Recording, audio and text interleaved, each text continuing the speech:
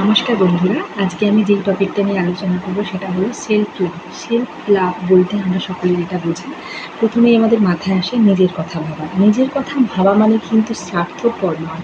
Self love মানে এটা নয় যে নিজেকে নিয়ে ব্যস্ত থাকবো শুধু কাউকে মানে সমাজ পরিবার সকলের থেকে দূরে গিয়ে, না, এরকম কোনো ব্যাপার নয়।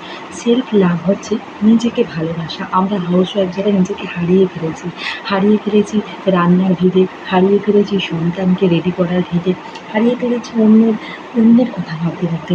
তারা কি পারি না একটু নিজেকে নার্চার করতে, নিজের পছন্দের কোনো লিপস্টিক লাগাতে বিনা কোনো কারণ ছাড়াই, নিজের পছন্দের খাবার খেতে, নিজের পছন্দের ড্রেস পরতে। দেখো, আমরা সেই ম্যাক্সি, নাইটি, শাড়ি, কাপড় এগুলোর মধ্যেই পড়ে আছি।